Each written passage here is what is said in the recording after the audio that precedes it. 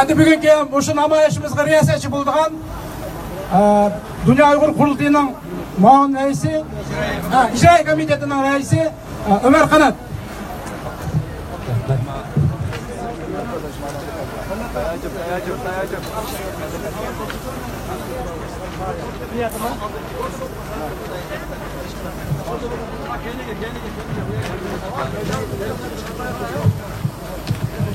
Assalomu alaykum aziz qarindoshlar. Avval bir nazm tartibga biroz rioya qilaylik. Men hozir bir qancha qarindoshlarimizning ismini o'qiyman. Bu shekilde yaqinda tursin chunki so'zlaydiganlarning hammasi keyin topolmay jumayli. Rabia xonim bu yerda.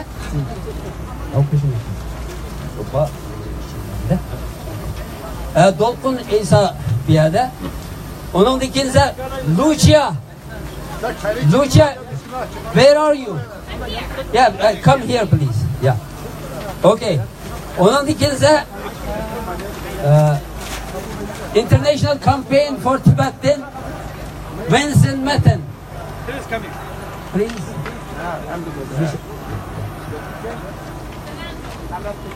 Sarah Brooks, is she here? Bir yerde bugün hem özümüzdeki rehberleri ve teşkilat rehberleri, onun sırtında yana halkara teşkilatlarının vekilleri söz kılmak için şununla bulanın hemmesini bir yere yığmamızsak keyin tepiş tasım buludu. Onun için Non-Violence Radical Party'nin Mona. Is Mona here? Okay. Yakup Hacım nimeden? Avustralya'dan kelgan aksakalımız. Farhat Muhammed. Farhat.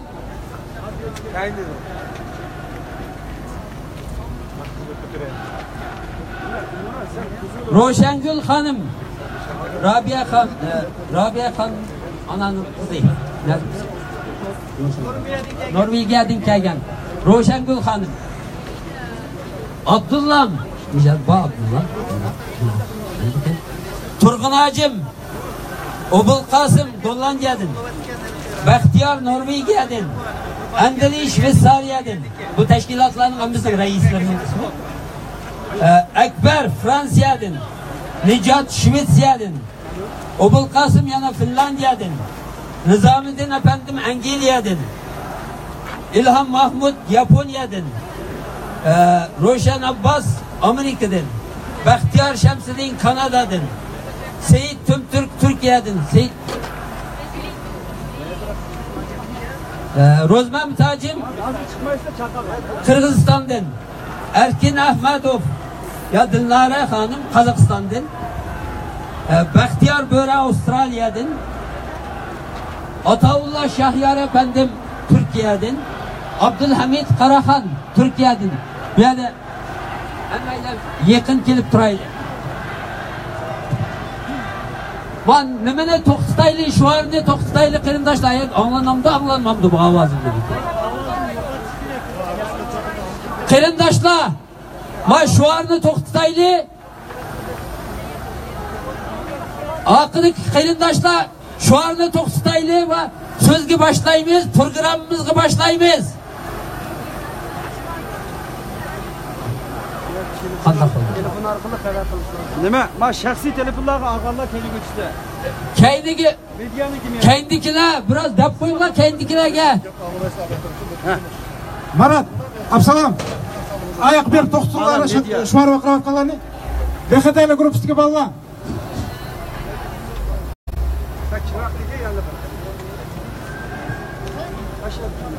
Hemen hemse programını başlayımız. Şu anda tok tutup başla buraya mesela. Esselamu Aleyküm kadirlik, kıymetlik vatandaşlar ve kıyındaşlar akıla, adile, inila ve sınırla hemmunla Belgiye'nin payitahtı Brüksel'deki bu namayişimizde hoş geldinler. Kıtalar atlap deniz okyanlar eşip uzun minglab kilometrlik uzun masofalarni besib, mushu namoyishga qatnashish uchun cho'ng fidokorliklar bilan uzun diyorlardan keldinglar hammanglar. Hammanglarga rahmat etamiz.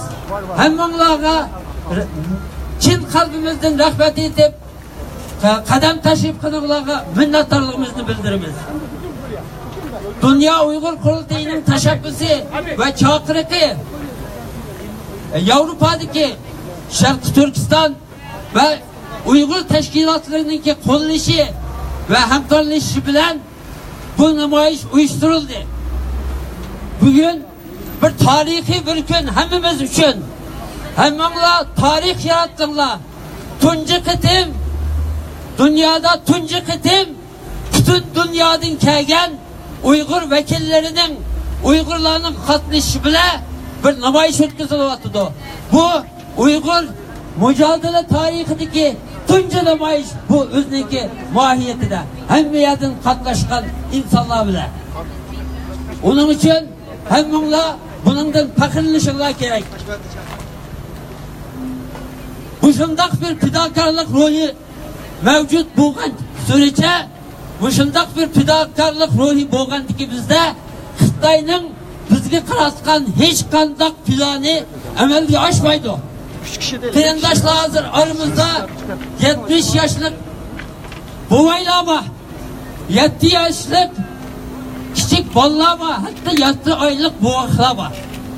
Ya'ni bu fidokorlik ruhi, bu insonlarimiz 20 soat, 24 soat, hatta 36 soat aeroplanda minib bu yerga yetib keldi. Onun için bu qilgan fidokorliklarga hammamiz minnatdorligimizni bildirishimiz kerak. Bu namoyishga tayyorlik xizmatlari 3 oy avval boshlangan.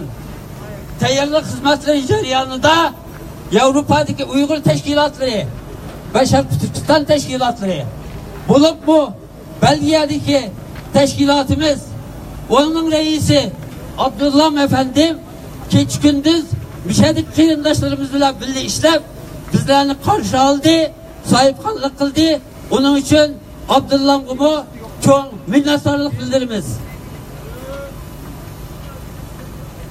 Bugün Xitoy hukumati Sharq Turkistonda Uyg'ur xalqining diniy va milliy kimligi, madaniyatini yo'qotish uchun misli ko'rilmagan bir vahshiylik bilan qirg'inchilik harakati ilib beryapti.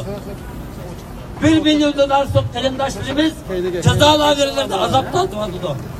İnşallah Avrupa İttifaqı hükümeti hesaplangan Avrupa Komisyonu oldida o'tkazayotgan bu namoyishimiz Xitoy hukumatining xalqimizga silayotgan zulmini Avrupa hukumatlariga va shuningdek dunyo jamoatchiligiga anglitishda önemli rol o'ynaydiganligiga ishonaman.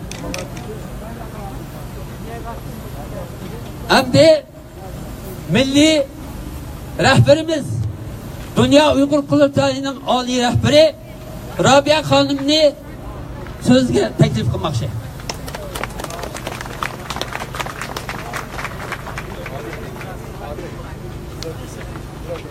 Ichilish murosimiga taklif qilmoqchi.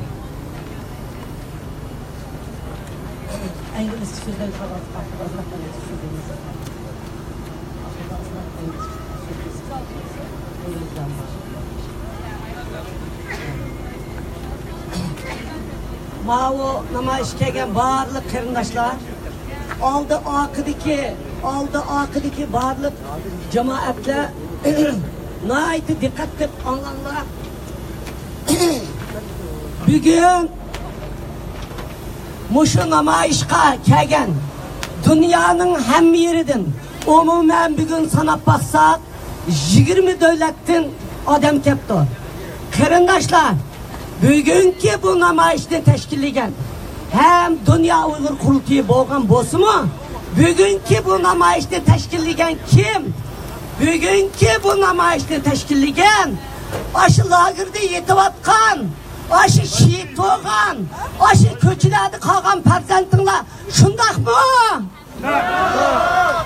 Bugun hemminlarni mishaga akagan, hatta siyosetga aralashmaydiganlarni uyg'otib, o'z qarindoshlariga yordam qilishga bütün dünyadan öz pulunu xarjlab, o'zi yotoqda yetib, aeroplan biletini ilib, tamoqlarni o'zi ilib, mushu namoyishda, mushu jang maydonida birga bo'lishga chaqirgan, aşı lagerdagi qarindoshlarimizning ko'chida qolgan Norisiyda bolalari shundaqmi? Bugun bu namoyishga aşı shahid bo'lgan behuda Xitoy buguna o'ltirgan yosh yopirmoq qarindoshlarimiz shundaqmi? Bizning vatanimizdan Xitoy chiqadigan vaqti yaqinlashdi, shundaqmi? Xitoy Allohdan qo'rqmadi, Alloh ham jazolaydi, dunyo ham jazolaydi, shundaqmi? Qarindoshlar, biz o'yg'oq, biz vatanimizni qo'limizga olamiz, shundaqmi? Biz bugün minglarcha qarindoshlarimiz sizlarga rahmat demaymiz, ham rahmat deymiz. Sizlar vatanda yetayotgan, aşı lagerda yetayotgan, uylarda qo'rqib, andishli kechalari tugilib kiyim bilan yetayotgan qarindoshlaringlarga ilhom berdinglar, shundaqmi? Sizlar aşı turmidagi, aşı zolim Xitoyning qo'lidagi lagerdagi qarindoshlaringlarni cho'qim qutuldirishlar, Alloh bo'lsa, shundaqmi? Qarindoshlar, bizni bütün aş lagerda yetayotganlar birlashtirdi. Qarindoshlar, biz Dünya Uyg'ur qurultiyining chaqiriqi bilan mushu namoyishga keldik. Chaqiriq, lekin bizni burunmu chaqiriq qilsak, bundaq kelmaydi. Hatta ömrüde özü turvatkan devlet kimi şundaq namoyishga chiqmaydi. Hozir bütün dünyadan teki kelishga tashna bo'lib qolgan minglarcha, 10 minglarcha bizning mushu sorunimizga ko'rib, talmirib turib, yig'lab ko'zlarini, yoshlarini eqitayotgan xalqinglar bor, shundaqmi? Qarindoshlar, sizlarga rahmat. Sizlar bugun bu jang maydoniga Sharqiy Turkistonda ingrayotgan Uyghur, Qozoq, Qirg'iz, O'zbek, Tatar, Sharqiy Turkiston va Uyg'uristonda Xitoyning turmularida beguna yetayotgan qarindoshlaringlarni qutuldiramiz deb qadaminglarni oldinglar, jangga otlandinglar. Bizni bir-birimizdan og'irsaqmi, xafasaqmi, xo'shal bo'lsaqmi, bir maydonga ana aşı qarindoshlarimizning ko'z yeshi bir yerga keldi, shundaqmi? Biz hammani supurib etamiz. Biz aşılarni qutuldiramiz. Biz lagerni qutuldirib etamiz. Biz mushundaq chiqib, mushundaq harakat bilan bütün dunyoni o'yg'itamiz, shundaqmi? Qarindoshlar, biz o'yg'ansak dunyo uyg'onadi. Biz o'zimizni adolat qutuldirdi, madolat qutuldirdi, qarindishim qutuldirdi, ma dindishim qutuldirdi deb 70 yilni o'tkazdik. Bizni kim qutuldirdi? O'zimizni o'zimiz qutuldiramiz. O'zimiz qutuldiramiz, shundaqmi? Biz o'yg'onganda, biz o'zimizni toniganda, ondan dunyo bizni taniydi. Qarindoshlar, biz o'zimizni tanishimiz kerak, shundaqmi? O'zimizni toniganligimiz mishaga kelganligimiz. O'zimizni toniganligimiz bir-birimiz bilan quchoqlashganligimiz. Qarindoshlar, senin mangan qadamlaringlar bu jang maydoni hakikaten Ömer Kanat efendim degandek tunji qitim bütün dünyadan mushundaq safarbarlik qilib sahnalar to'shib, mushundaq maydonlar to'shib ketgan namoyish mushu birinchi qitim. Biz alamet hayajonlandik, biz emas.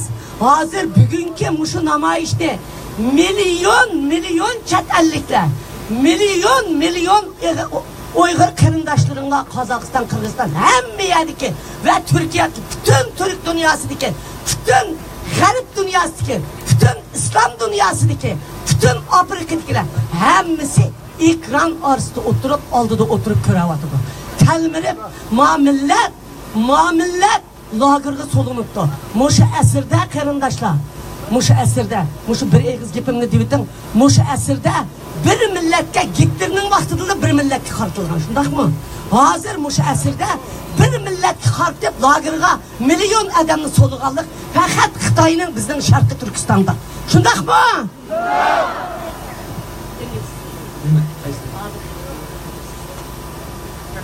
Bir milletke qartılған, bir millet Hitler'nin vaxtıda bir milletke qartılған, hazır bir milletke qartılған.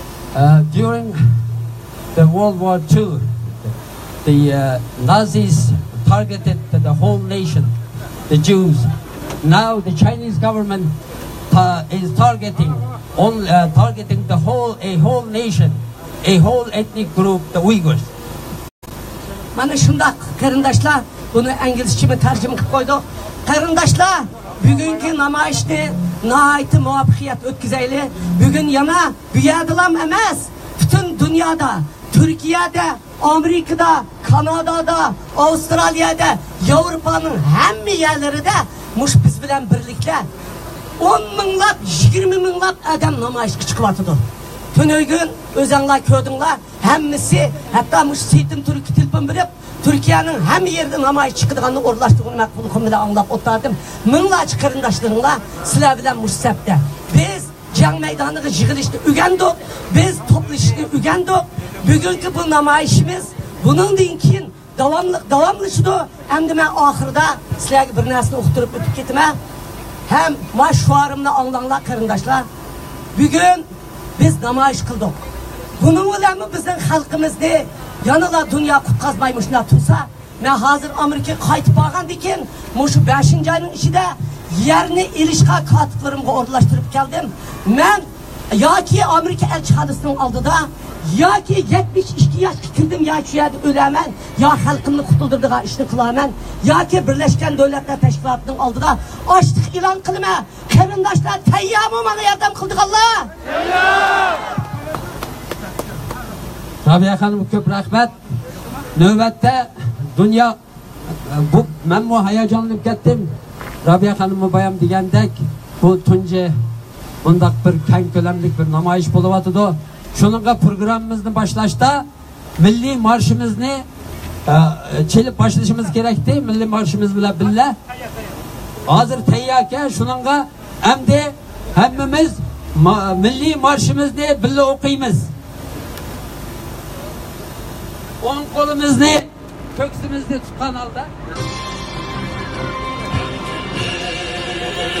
yolda sodek aktı bizden kendimiz sen üçün ey yurtimiz feda olsun cenimiz kan keçip hem can verip ahır bulduk azatlık kalbimizde var bu aşka itikat imanımız Allah'ın canları üç feda tarih bitti ne sultan ne çarkıvan biz onun evladımız çıktı can hem aktı kan oldu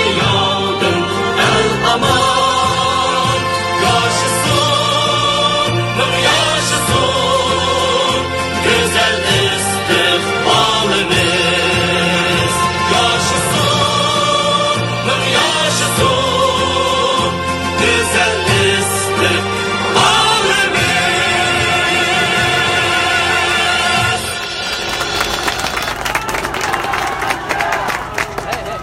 Bo'ldi. Programga boshlaymiz. Qarindoshlar. To'xta. Hozir bak, biroz vaqt. Navbatda Dünya Uyghur Qurultayining raisi Dolqin Isa efendimni so'zga taklif qilaman. Esselamu aleyküm. Aziz vatandaşlarım.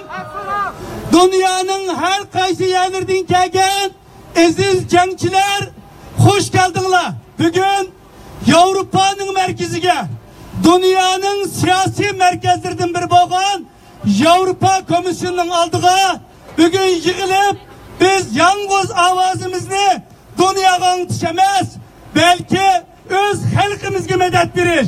Turmular diye tuatkan 1 milyondan artık insanımızga hey sizler beka yetvatmadınlar. Okanladı biz sizlerinin perzentınlar. Sizlerinin ut yatkan cefalarınlarını tatvatkan azabınlarını biz yüreğimizden his koyduğumuz diyen bu avazımızda halkımızga yollaş için bir yerde.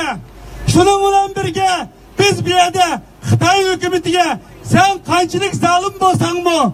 Qanchalik qisaskor bo'lsang mı? Qanchalik vahshiy bo'lsang mı?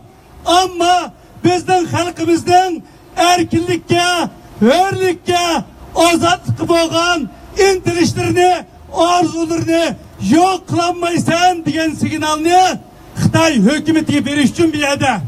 Biz bugün yeni bir yerde Avrupa Komisyonu'na 28 devletke Birleşken Devletler Teşkilatı'na dünya rehberlerine ey kuluğunda tıklanma o yerde 1 milyon insan nasıl kamplarda yok oluş kırılış aldı turvatıdı bu bir insanlık cinayet bununla destu değişim bir yerde şununla bugünkü bu namayışımızın ahmiyeti her kanda bir vakit gidin her kanda bir vakit gidin buyum hemmenlerinin kadimi köp rahmet bir yerde halkara matbuat ve çetellikle men sözümü İngilizce devam kılmam.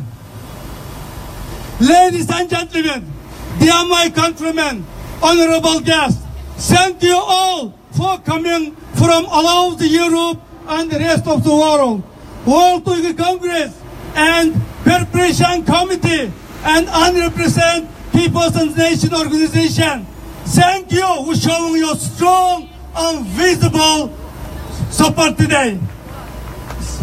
The size of crowd here today is clear sign the Uyghur community in Europe is tired of such a weak response from the European Union. We are tired of the international community paying attention only situation and the conflict around the world, the political continents. We are tired of the lack solidarity between states who continue not to challenge the Chinese government to fear of retaliation. We are so tired of absolute lack of humanity for millions who are suffering on conditions we are almost impossible to believe. We are tired of watching which our own eyes as our family and friends slip away from us. China knows Europe can be divided. It pushes hard enough without a response. We are here today to show that we are in desperate need of response. Many of us here watch it over an entire lifetime. What has happened to our homeland in Turkestan? Uyghur identity has been purposely eroded by Chinese government. Our language, our culture, our religion, our way on the life. Uyghur has been directly associated by terrorism. Uyghur have been locked up for the fabricated crimes. Uyghur are not able to move free even in Turkestan. Uyghur has been killed by the police security forces. We have watched how the rest of the world has reacted to the response of the Uyghur here. There has been no response in Europe. There is no response in the Muslim world. There is no to be adequate response from United Nations and the European Union. A direct result of the lack response of this problem has been of Chinese government able to do anything it wants. That's why we are gathering here today. At least 1 million Uyghurs are detained in so-called re-education camp across East Turkestan. 1 million people is an extraordinary number that is difficult to accept for some. But we all know firsthand that our family members, friends, as I speak, they have no time to wait anymore.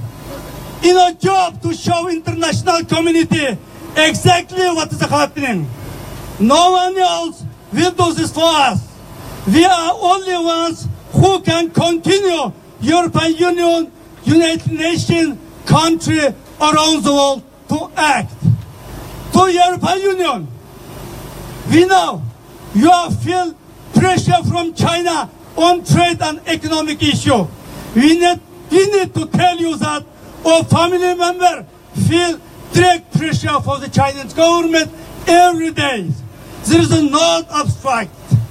Thousands of Uyghurs live in European Union. Europe has responsibility to protect its people from Chinese government who are punishing our family simply for living here. European Union has written recognized responsibility to take real step into the foreign policy effort to ensure that human rights all people in priority. To Chinese government, we know you are listening. We know you are threatened by us. We know Chinese Communist Party is fragile things. You have to choose today. You can choose to keep doing what you are doing, or you can choose inclusivity. The path you are taking today is not suitable. It will fail in the end. We almost speak unison in response to what China is doing to the Uyghur people. This is the only way that real change can be happen. We will protest here today to show how serious we are, but the protest does not end today. This is just the beginning. We will only stop when real action has been taken and we see real change on the ground in East Turkestan. European Union must speak up. European Union must speak up for the Uyghur. Speak up for the justice. Being Uyghur is not a crime. World needs to act. The world needs to speak before it gets worse. Thank you for your attention.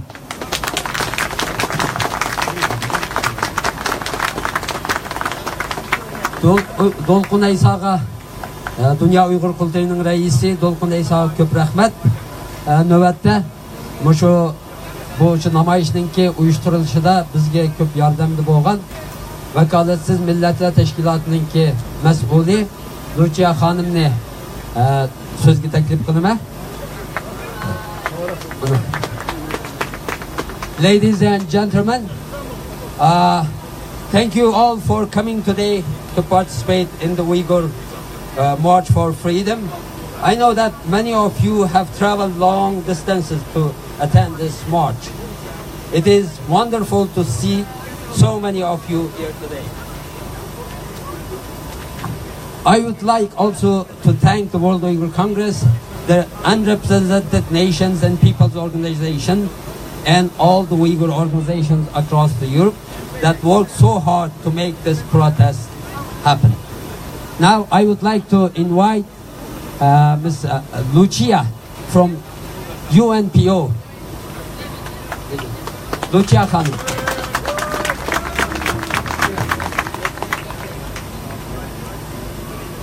We want freedom! What we want?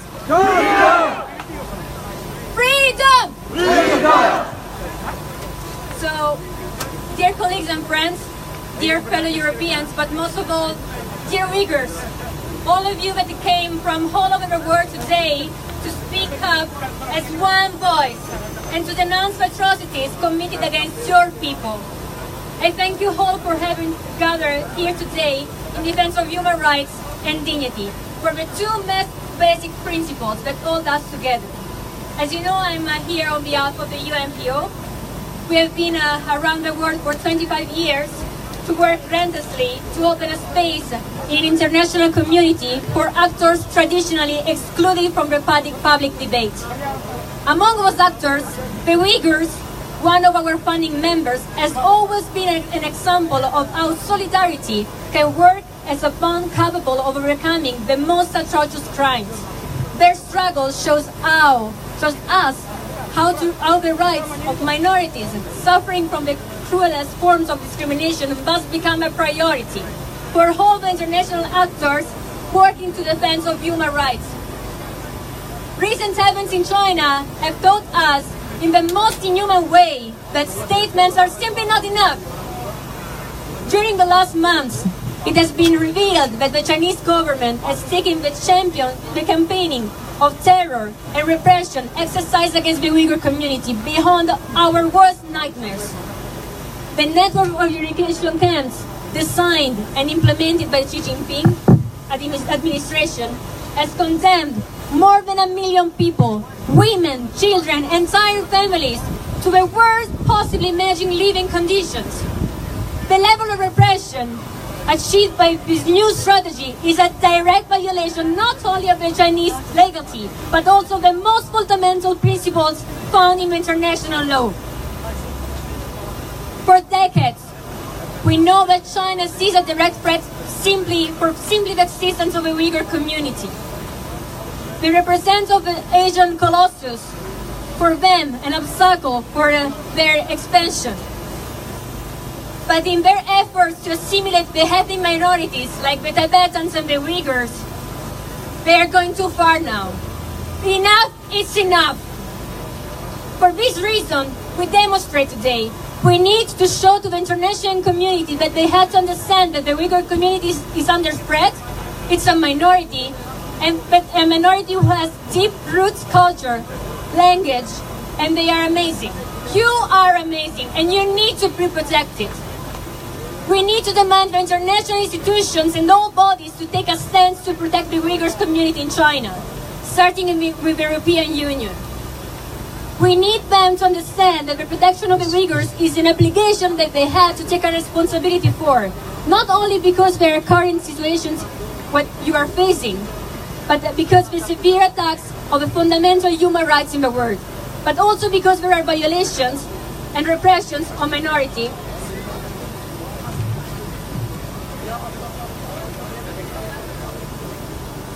To question the fundamental pillars of democracy and human dignity of which our countries are built. Today, we rally together to ask the international community to take a stance in the defense of the Uyghur minority. We count among us some of the most prominent organizations like the International Campaign for Tibet, the Society for Threatening People, the Non-Violent Transnational and Transradical Party.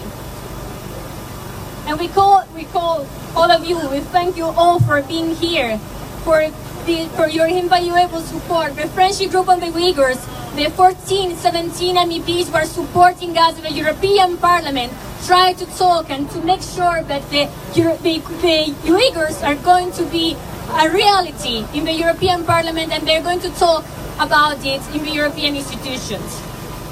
I want to mention somebody before to finish that. I would like to remember a key figure in the defense not only of the rights of the Uyghurs, but the human rights in general. His name is Ilan Tohti. This struggle, which has gained him the nomination for both the Sakharov Prize and the Nobel Peace Prize this year, serves as an example of integrity to the community and for the peace. Again, I thank you all for supporting the Uyghurs, and I really, really believe that something is going to happen. We promised that we already met with the DG DEFCO yesterday, and we're going to meet with the EAS this afternoon to make sure that they are going to hear us. Freedom for the Uyghurs! Freedom for the Uyghurs!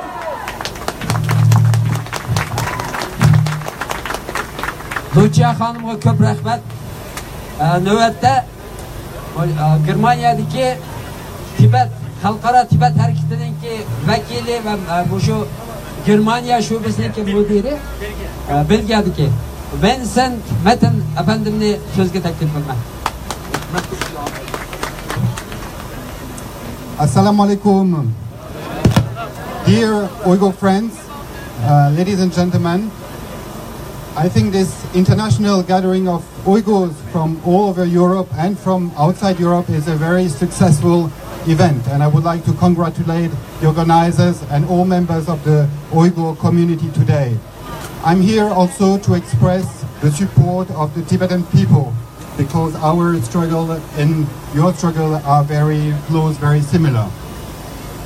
The repression that is taking place today against Uyghur community is targeting your culture, your language, your religion, your beliefs, and it is taking place in all parts of Xinjiang.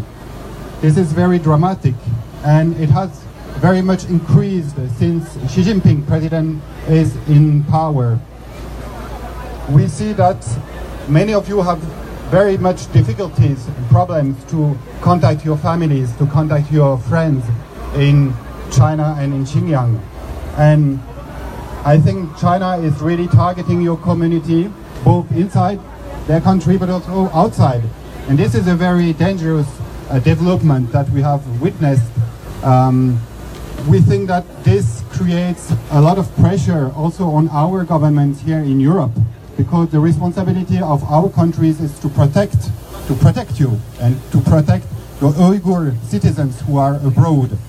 And we know that there is a lot of cooperation, discussion on security issues between our government and Chinese governments, and in particular on counterterrorism. So we call ICT to be very careful to our governments when they cooperate with China on exchange of data, on information sharing, because at the end, I think one of the objectives of the Chinese government is to collect information about you and try to have you go home and to control you once you are inside their country again. So we call for a very cautious approach towards the EU, Interpol, Europol, and the type of cooperations they set up with China. So I think the responsibility of the EU is both to protect Uyghurs outside China, but also to make sure that the pressure on the Chinese government is strong so that they can release detainees, they can stop torture, and they can improve the overall human rights situation in your country. Thank you very much, and good luck with the rest of your demonstration. Thank you. Növətdə Xətar astidagi millatlar, Xətar astidagi xalqlar təşkilatınınki vəkili Fernando efendimni sözgü təklif